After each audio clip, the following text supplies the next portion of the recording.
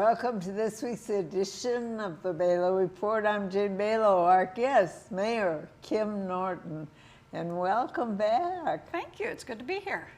And you have a full day besides recording this program. And every day is a full day. Every day is a full day. They are. Well, you're earning your salary. Well, that's what the community expects, so that's good. That's right. All right. Let's talk about the expo just briefly, because that's the meeting that you have right after this recording. I do indeed. Yeah, the state of Minnesota has put its name in and had the seal of approval from the president of being our country's choice to host an expo. And that expo is in 2027, the World Expo. And I think the way this works is there are World's Fairs, and then on the off year there are expos. And so this will not be the World's Fair, it will be an expo year, but millions and millions of visitors from around the world will come to the state if we're selected, or whatever city is selected. And this is being hosted primarily by Bloomington. The focus is on healthy people and medicine, but healthy living, healthy people.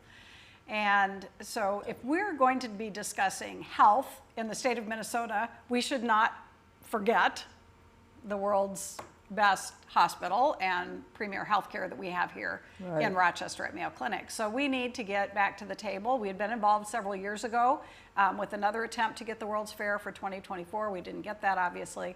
So we're trying again. And now we're all coming back to the table. In fact, DMC's Patrick Sieb has been in France this last week in Paris making his pitch. I'll be attending a meeting this afternoon about what Rochester's role would be should we be selected, and we'll find out this summer, June or July, if we're selected. But what would Rochester's role be? How would we intersect with Bloomington? Are we going to provide buses, or what are we going to do to get people from the World's Fair to come visit Rochester as well? So those are all things that are happening right now, kind of this decision making on convincing people to select the United States and the state of Minnesota and Bloomington and Rochester for this expo. I'm also in the process of writing letters to our sister cities, asking for their support in the selection of Minnesota. So those are some things that are happening this week regarding that expo, and there'll be a lot of work ahead if we are selected this summer for the 2027 expo. A lot of work. Okay. Mostly for Bloomington, but for Rochester too. Well, why would Bloomington? Because they want it? Bloomington has been at the table. I'm not sure how or why Bloomington was selected, except I think they have a site that can be built out for the expo. So because there is a lot of usage of buildings and sometimes some development for World's Fairs. Some buildings are put up specifically for World's Fairs because there will be booths from all over the country. All over the world, I'm sorry. So different countries will bring their latest and greatest health or medical inventions or ideas to the World's Expo. So it's a World's Expo, it's just hosted by a particular area, right? So it will be a fascinating endeavor, and what better place to talk about healthy living and medicine than the state of Minnesota? Yes, well, and Rochester especially. Exactly. And I'm certain, Mayo Clinic and others will be involved as the selection is made, and if we're selected, there'll be a lot of work to do. Okay. All right. That sounds like it's worth your time and energy, and we'll see what happens. Yeah. Okay. All right. Biggest issue facing the city right now, is it bonding? Exactly. This afternoon, getting in a car at 1:15 and heading to the Capitol because we have our final bonding bill being heard in the Senate. So Senator Sandy Pappas is hearing bonding bills. I was up last week, as was Brooke Carlson, our council president. And so all of our bonding bills, of which we have a number, have been heard except for this final one, which is in the governor's bill, actually, which is the district energy project that we have here in town, which will create a geothermal district.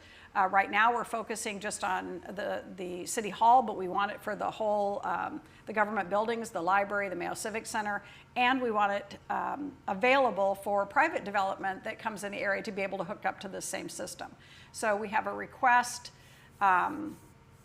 for that up at the Capitol, and so I'll be going up with Scott Ramsey, our city facilities manager, to testify this afternoon. We're given a very short period of time, about 3 minutes, to make our case, I know, to gain the support of the Senate in keeping the governor's request for Rochester in there, as well as I said, we were up last week. I testified on 2 bills that we had, and the council president had been there the day before on some others. So we have a number of requests. As the 3rd largest city in the state, we need to keep asking for our fair share of tax dollars to come back to our community, so that's what we do. How big is the bill? I don't know what they have settled on. There is still a debate between the House and the Senate and the governor. Actually, this will all be worked out in the final hours of session in May, as happens every year. The House has looked at a traditional bonding bill with maybe a small amount of cash.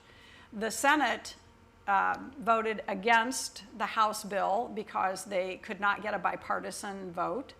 And so they are only looking at a cash bonding bill.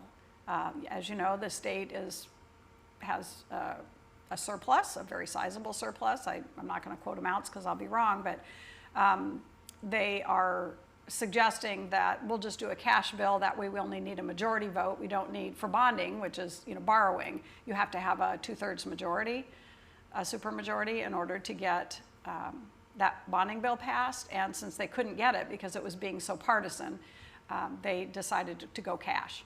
So they're looking right now at a cash bill, and the House is looking at a traditional bonding bill. And somewhere between now and that end date in May, we have to come up with some sort of compromise for the community and the state. Okay, so how much are we talking about?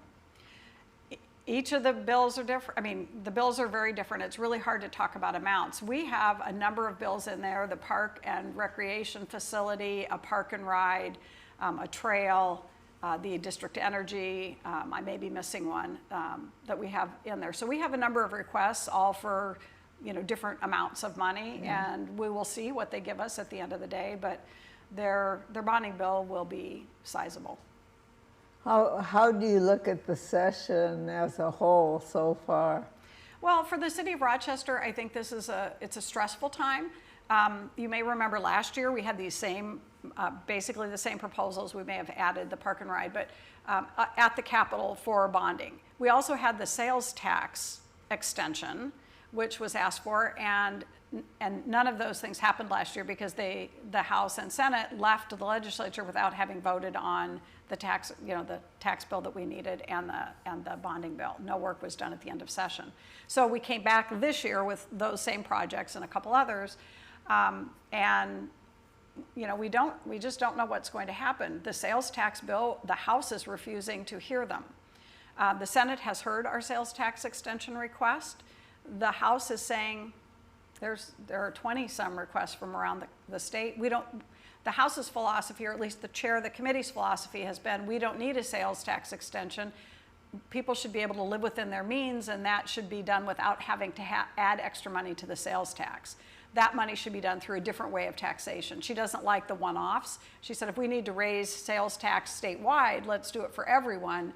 Let's not just let communities decide, which has been the history of the state. And certain communities can say, we have greater needs. We're a regional center, for instance, like Rochester, and we need sales tax funds. In Rochester, it's helpful because that half-cent sales tax often is paid for by a large part of it by our visitors, our 1 to 3 million visitors that I know there's over 1 million patients that go through Mayo Clinic, their family that comes with them. So roughly 3 million visitors a year spend money in town, and their money helps pay for the things we need. So that's why that half-cent sales tax that we've had for 20 years or some more than that probably is something we support and is beneficial to our community, rather than it being on our property taxes or our larger taxes. That's really interesting that they have two levels. One for those who are willing to do it and one for those that aren't. Except the communities who are willing to do it have to vote. So we have to get permission. The way the process works now, and it's changed over time, we have to get permission from the state to have that half-cent sales tax extended that we currently have. And even after the state says yes, we have to take it to the voters. So the voters of Minnesota, or Rochester, Minnesota, will ultimately say, yes, we're willing to continue with that half-cent sales tax. Some communities don't have an extra sales tax. They don't have that extra little bit that stays local because either they don't need it or they don't want to ask their residents to pay it, or it's been voted down. That could happen too. Okay. Now, what else is facing the city of Rochester? There's just been so much this past year. One of the things that's happening, and you'll see some potential changes, has been the Unified Development Code, which is UDC, which was a replacement for what used to be the Land Development Manual, the LDM, that the city had, which is when people come to town and say, I want to build a building, it's the guidelines for homes and buildings to be built in our community. And we had one for many, many, many years. The city council chose to update it this past year. They made some decisions using a consultant as a guide. They added some amendments at the end, last minute. That Unified Development Code is now in place, and we have been seeing how it works. The developers have been pleased because it gives them predictability about what they can and can't develop. It gives more authority to the department, the people we hired to do planning and zoning, to implement what the city council approved, rather than having everything come to the city council for an individual vote. And that's what's happened over the years. We used to hold many hearings, if you will, during our city council meetings for someone asking for something special, someone asking for something different than our code allowed.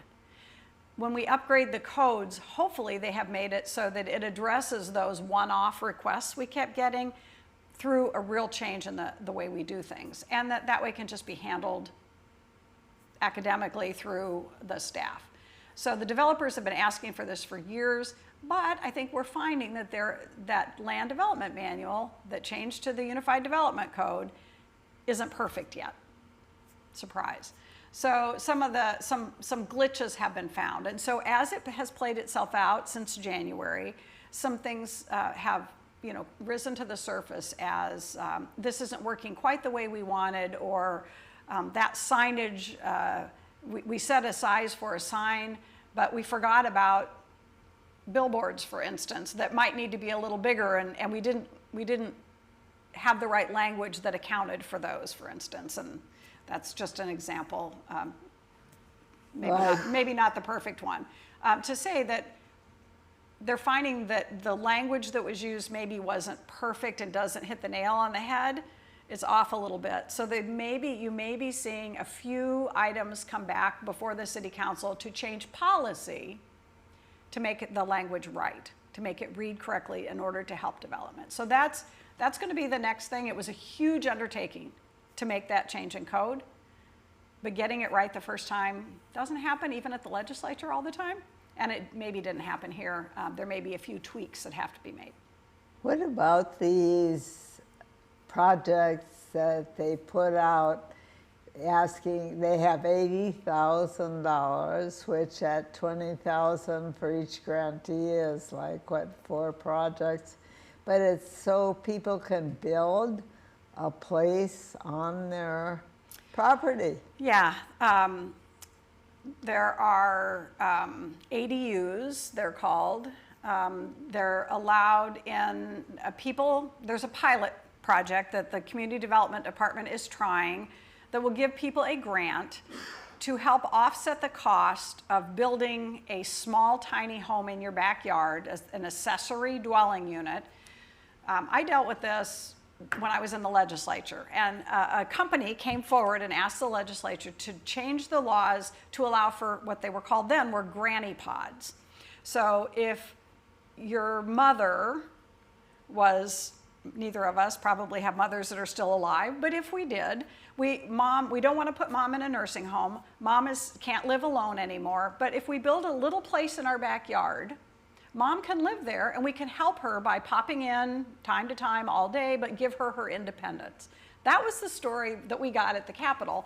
At the end of the day, they did make some provisions for this type of occurrence, but it really moved from the idea of being a temporary granny pod that you could put up for 2 years while your mom lived in your backyard, and then it could be removed, to a permanent structure. And that's what an ADU is. It's a permanent structure that will remain in your yard that grandma can live in, mom can live in, or you could rent it to someone else.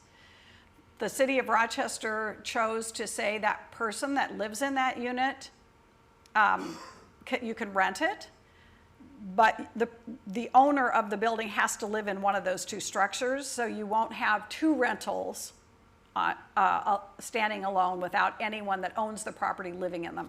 That's what the city of Rochester has done. Some communities don't have that ruling. I think that particular provision helps will help maintain the property, because if you live in a property, you're going to want to make sure that the person living in your backyard or in your side yard or above in a garage takes care of the property, because you're there and you're seeing it too. If it was two renters, you wouldn't have the oversight of the property. And that's all based on how much space you have and not current zoning, like single-family dwelling? It'll be in single-family dwellings in certain areas, so they put it in the Unified Development Code we just talked about. There are provisions in there that says what property can do this.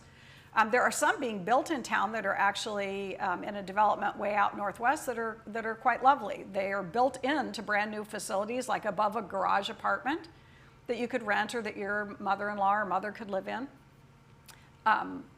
They have those already. This is a little bit different, and the glitch that they're running into with this pilot program, so they want to try the pilot to kind of demonstrate that it can work.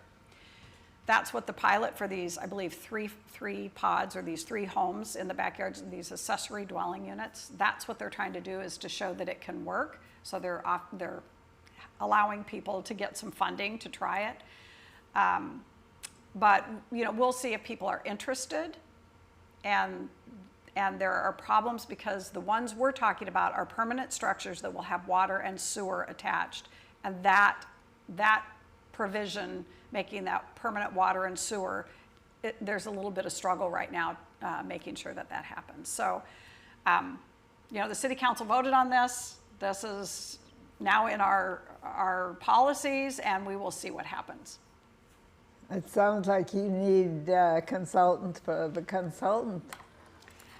This is happening around the country. I actually have talked to some mayors who are quite supportive. I happen to have a cousin that lives in one. The difference being it's in San Francisco, in Berkeley, where there's no land. It's a landlocked community, and the way more people could live there years and years and years ago was to make smaller square foot. A house can be built on very small square feet, and that people sold off basically their backyards for another house. So they have these all over the country, but usually they're used in very high density areas where there's no place to grow. And this was a way for a community to continue to grow by putting a house in the backyard of another house. And so they're accessory dwelling units. My cousin's is very cute. It's very tiny square foot, 3 stories up, kitchen on one floor, bathroom and office on another, and a bedroom on the last. They're tiny, tiny little homes. But so they're not unknown, and they've been around for a long time, but typically not in Midwest communities that have lots of room to grow. But it's cheaper for a community to develop in a dense area because of water and sewer and all that than it is to allow the sprawl that most cities are trying to stay away from because of the cost to the taxpayer. So where are you now? You're looking at some changes in the Community Development Code, right? So they've made the changes, and now we're looking at, did we get it right? And will the city council want to make some changes or not? So that's where we're at right now. Okay. All right. Next issue, money. Do you have some for me? What money? Uh, We're doing our budget right now. The city is working on its budget. It's a very tense time always for staff as they review all the requests from every department and try to decide, you know, what we need, what are the you know, decide between the needs and the wants, and we all have both. So I've certainly put in for an intern for our office. I put in for some communication staff help. And talk with the staff about trying to add more of a workforce position, small business and workforce position at City Hall that's designated and identified. I don't know that we'll get to that this year, but I at least started the conversation about that. But every department is asked to look at its current finances and then say, you know, are you okay? What do you need? And then that'll have to go before the city council. All those requests that the administration decides are priorities and that are really hitting the strategic goals of the city council will come forward, and the city council will have to decide how much it wants to fund and how much it doesn't. well, the letters started going out last week on reevaluation of property. Every year. Well, this has been an unusual year in terms of the increase. How so? Mine didn't really change significantly. What? Well, it has, I think it's made a jump this year. Well, the home valuations have taken a jump, yes. Yeah. Yeah, and that is the county assessor does the assessments of all the home values, and they do look at what do the homes sell in your neighborhood, and then they look at if, you know, 3 or 4 homes sold in your neighborhood for an increased value, then all of your homes in that neighborhood's assessed value goes up, and that happens every year. The years the city is doing well, it goes up more. During the recession, those prices dropped, and we saw, and that was distressing to people when they would call and say, last year my home was worth $250,000, and this year it only says $230,000. What happened? Now that's reversed, and in fact, probably we're heading up past that, the mark that it was maybe in 2019. No, it's 400. Yeah, so they all of them change every year based on what's selling and who's buying and how much are people willing to pay. So then the taxes are a percent of whatever the home value is. So Wow. it doesn't necessarily mean the taxes went up. It just means your assessed value went up. So then your tax, the percent of your tax is more. All right. And as far as issues of housing, how are we coming for our homeless population, which was everyone's reason for running?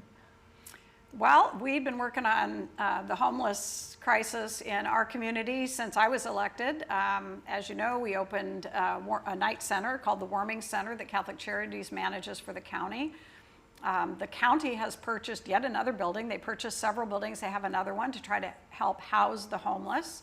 And they built a new facility for, particularly for people that need supportive housing with mental illness. So all those are new since I was elected as mayor. And then the Landing, which was the support organization that sprung up right in 2019 and got very active during the pandemic, which offered a place for people that were experiencing homelessness to go for supports during the day, for camaraderie, for assistance, for medical care, for food. During the day, rather than being on the streets and being cold, certainly in the winter. So the Landing has moved to its new building, not right around the corner from the warming shelter. So we do have a lot of services. The need is great, however. And we're very pleased. I've signed on to some letters and meet with a group in town on homelessness, and very, very pleased that the legislature has just passed, I want to say it's over $50 million in funding for housing and homelessness, affordable housing and homelessness. And we continue as a community to struggle with the need for more housing. And that's particularly for workforce housing, that middle area of income housing and affordable housing both. Senior housing we know is an issue and is going to continue to be an issue. And so the county in particular works on the lower end housing. The city can provide TIF to developers who may want to add affordable or mixed income housing, and we do. And we know we have a need moving ahead. So we regularly approve apartments or other sometimes condos and developments, and have encouraged and wanted to encourage new homes that are affordable, but that's very difficult under the current market.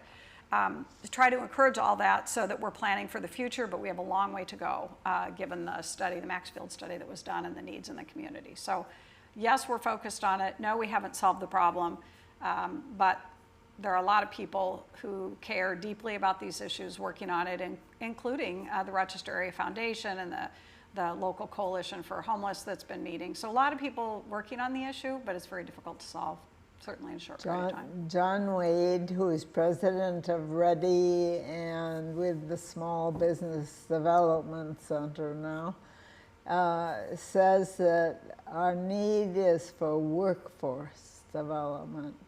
We do have that need as well as affordable housing, both. And I see that RCTC has gotten some equipment grants, and that address some of the need, but what are we doing to address that need? I'm not familiar with the equipment grants. I do know there's some folks out at RCTC who want to build those accessory dwelling units, the granny pods that we were talking about before. They do want to get involved in that, but again, we still have some humps to get over with regarding the plumbing and the electricity to make that viable. So, you know, these are private sector issues too. We have to have developers, and we do have some developers very interested in coming to Rochester.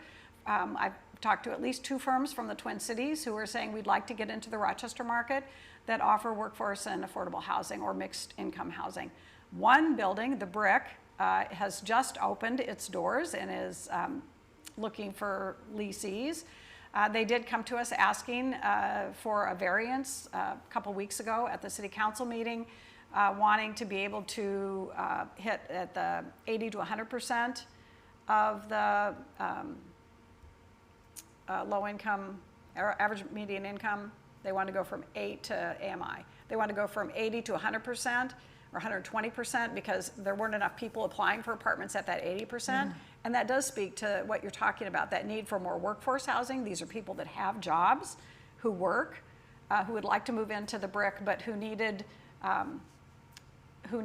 to be recognized as workforce housing needs rather than just low income or homeless needs. Yeah. They're very different, but the Brick has a wide range now.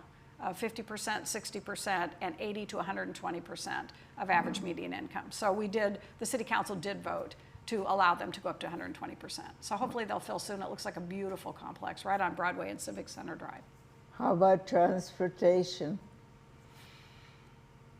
What would you like to talk about in transportation? The public transportation from the parking lots, and the fact that the Kmart is now gone and there are cars out there in the space that's now been allocated, I think, to Mayo for a few years. Yes, the project that was out there came before the city council, I want to say 3 years ago now, roughly, and Pat Reagan, who had purchased the property, asked to have a parking lot there. We gave a limited number of years, and there were 2 phases. The first phase was just for the parking lot. The second phase was if and when they raised the building, that he could have additional parking on that property. So that was done a number of years ago, and now he's moved into the phase 2 part of that. The whole lot has a limited time that it can do this, and then the idea was that he plans to develop that area as well as the area by the AMPI site, and we've been really pleased with his enthusiasm about doing some really great development here in town, and hope we can work with him to create the area along the river that the city promised the community as part of that development, and we can negotiate and work with him to get those those concepts, those wonderful concepts that he's had, and he was such a great partner in those discussions, underway here in the coming years. So parking has been, and I think always will be, an issue in Rochester, and we're finding new and creative ways to deal with it. The solution part of the solution is that out by Cascade Lake, down 2nd Street, there will be a transit village built. Mayo Clinic will be putting in some parking, and that's being worked on right now about how large or how wide the parking facility will be. And both of these lots, by the way, the one at Kmart and the one out at the West Transit Village, will be some primarily Mayo parking, but it will have some public parking as well. Both of them do, both the Kmart site and this one we're talking about out at near Cascade Lake, where currently Mayo has parking, but it's just flat parking. That will be a parking development with apartment living and retail and other things around it. So they call it a transit village, where you can live and work and get to town. And that will be the start, if you will, of the bus rapid transit, which is being built to go all the way down 2nd Street past St. Mary's to downtown to the Civic Center and over to that area that you're talking about closer to Grand Park. And that just got a continued rating on the medium to high category at the federal level, which was just what we needed it to do. They're keeping it, and it's in the president's budget.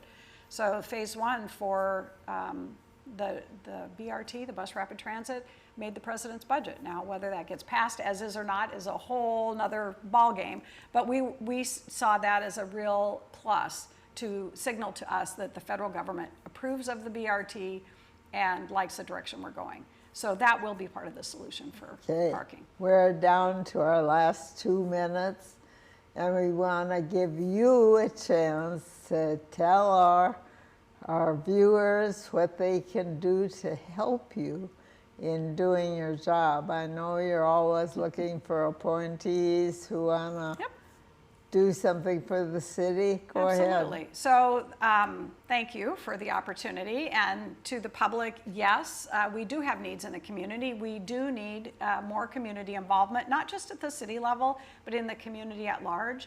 Many of the nonprofits have been struggling with getting volunteers to come back post-pandemic. Many of the clubs have decreased attendance, and it's affecting their ability to give back to the community. So if you were involved in a club and you were involved in nonprofit work before, the needs haven't changed. In fact, they've grown during the pandemic. So please get out there and help in the community in any way you can. Apply for boards and commissions at the city level. I have an opening in Ward 6 for music, and have had one applicant who withdrew due to his own time commitment. And I really could use that right now. And if you look on the city website, you will see under boards and commissions that there are many boards and commissions in this community. And while there may not be an opening today, there might be one tomorrow. So apply for them in advance, and your name will stay on record. And I would love to have you be part of Rochester City Government.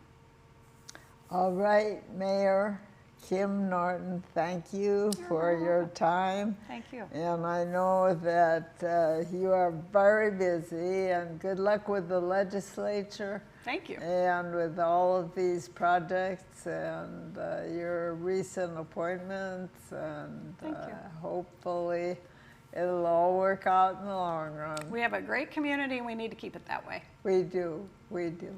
Thank you. Thank you. And thank you, our viewers, for your interest in city, county, state, federal, and world affairs. And we appreciate this look from the mayor in Rochester, and look forward to seeing you next week, same time, same channel. Have a very good week and a very good night.